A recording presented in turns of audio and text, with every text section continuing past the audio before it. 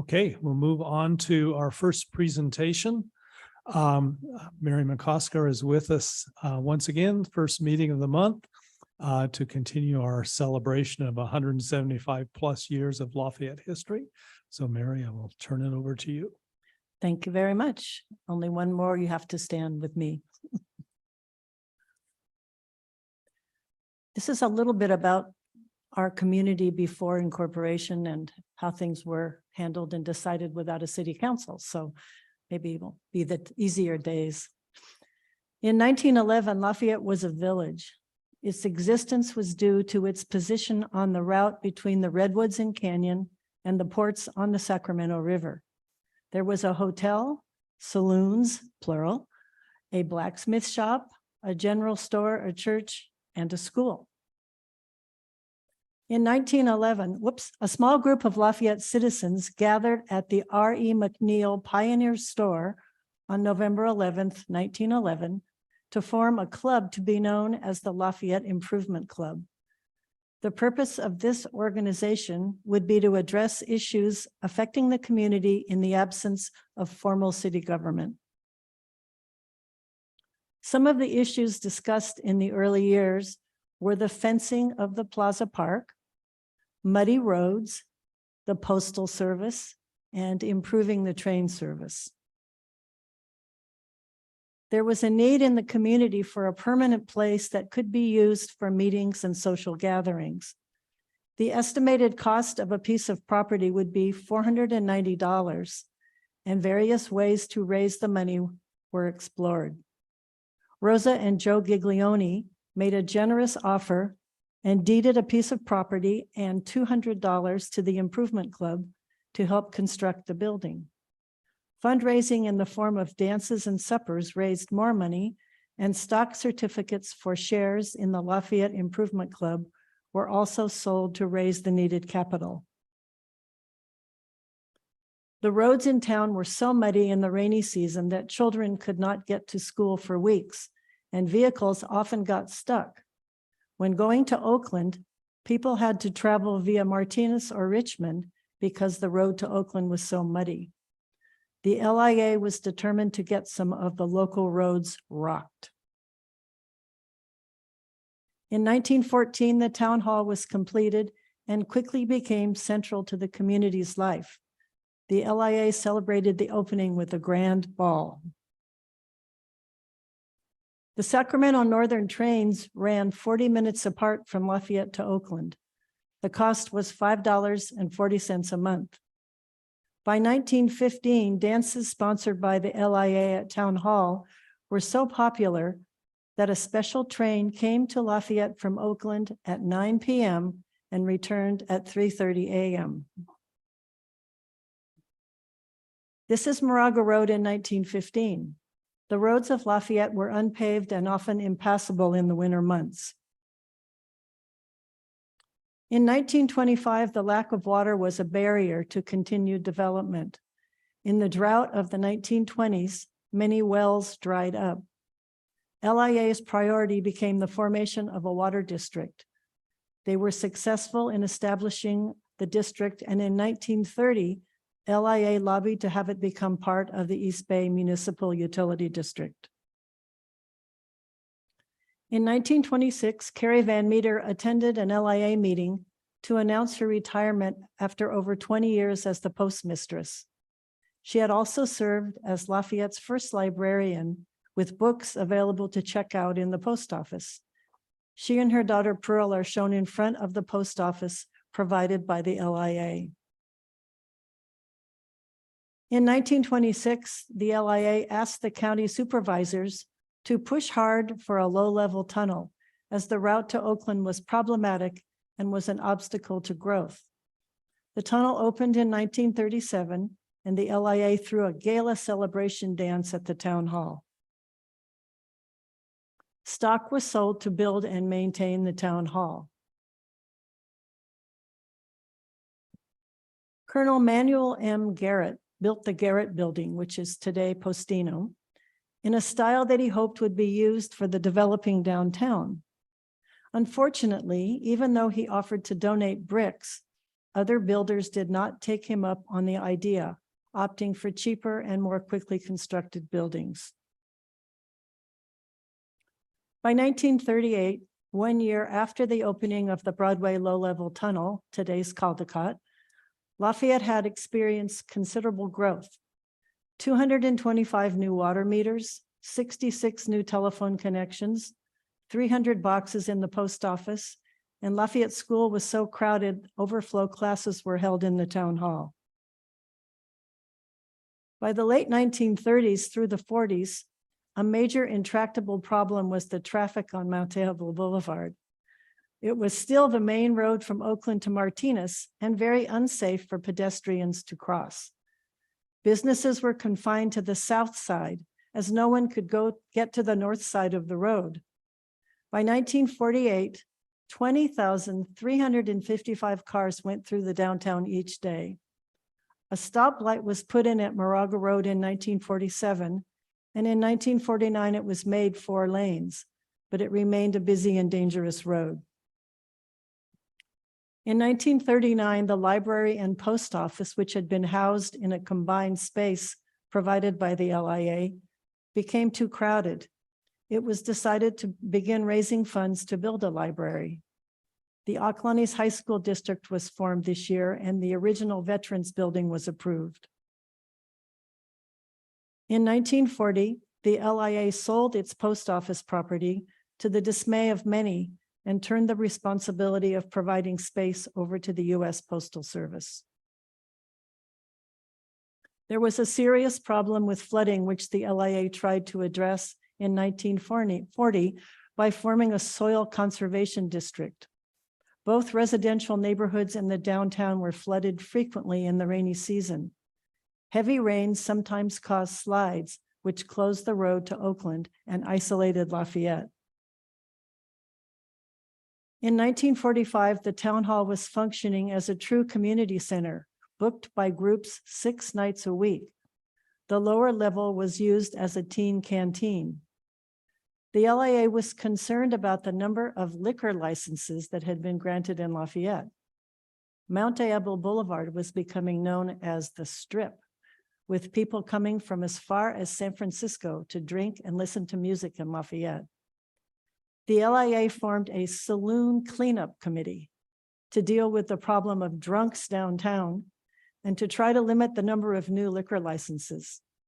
The LIA also was concerned with land use. They felt there were too many small lot subdivisions.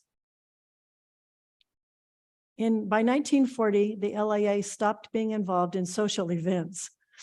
Lafayette was no longer a small, tight-knit community, and with the advances in transportation, people had more entertainment options.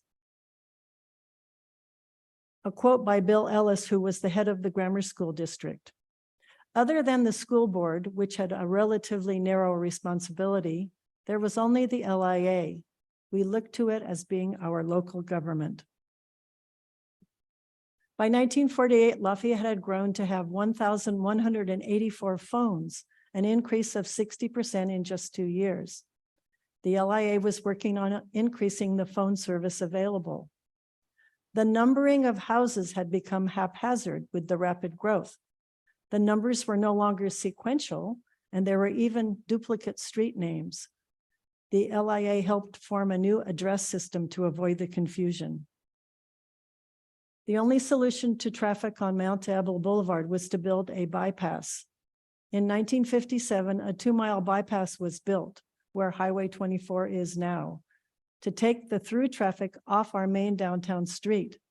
There were only 2 exit ramps, one at each end of town. LIA lobbied for a downtown ramp, but that did not happen until later. Once the heaviest traffic was off Mount Diablo Boulevard, plans to beautify downtown began to be made. Town Hall was leased to the Dramateurs in 1958 for theater productions.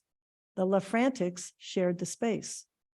The Dramateurs were instrumental in preserving the town hall when in 1964, the fire marshal deemed it unsafe and closed it. The Dramateurs raised the money needed for repair so that it was not torn down.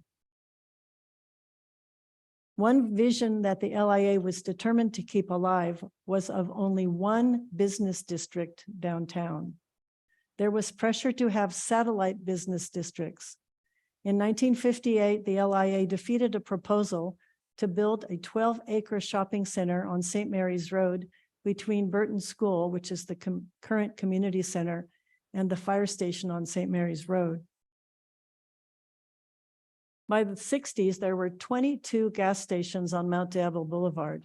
Signage was out of control. The Lafayette Design Project was begun in 1958 as part of the LIA. The first focus was to reconstruct the Plaza Park. Next was Mount Diablo Boulevard. It had poor paving, bad flooding, missing sidewalks, rundown buildings, and a mass of ugly signs. PG&E was convinced to put its wires underground, and a new sewer was placed down the middle of the road. That was an opportunity to create a landscaped center strip. Lafayette's downtown won the California Roadside Council's Award in 1976. One reason cited was that the beautification was locally driven, with many donations of materials and volunteer work over the many years. The transformation was major. Plans for BART began in 1958. BART wanted to use the old Sacramento Northern right-of-way, which today is the Lafayette-Moraga Trail. The LIA responded with an adamant no. They believed that BART should use the median of the freeway.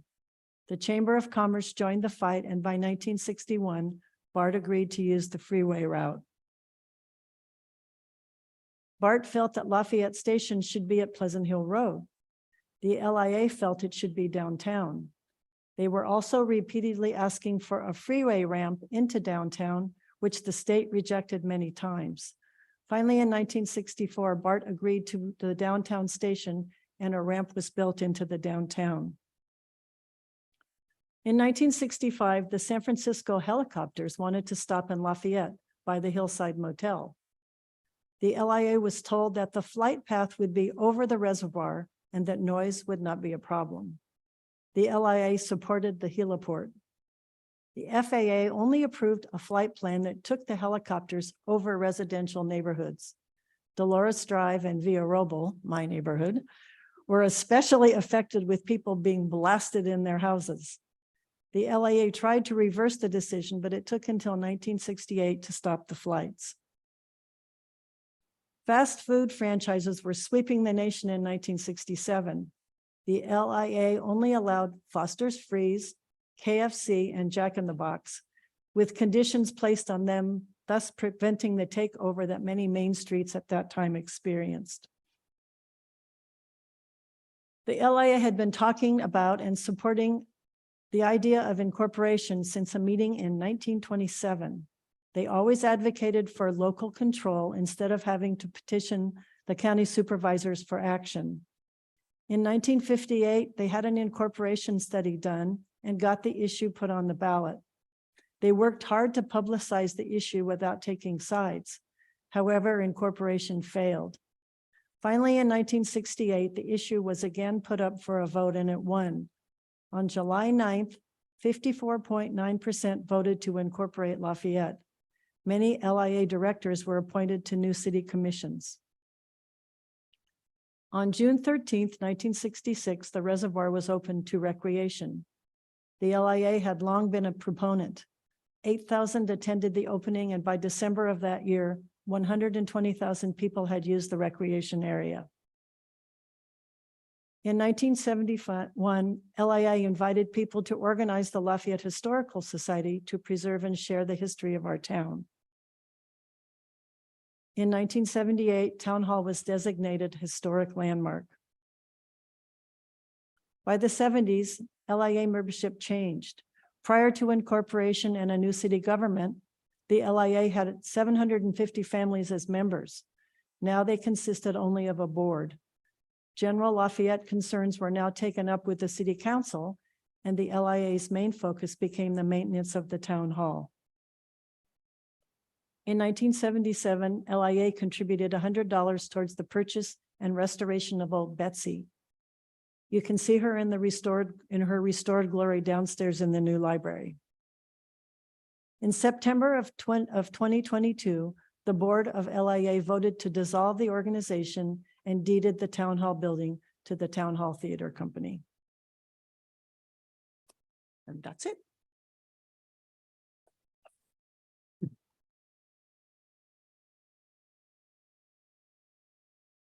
Mary, thank you very much. We have this recorded, correct? So it can be on the city website, because this is such a fantastic introduction for anyone coming to Lafayette for the basics of Lafayette history. So thank you very much. Are there any questions from the council?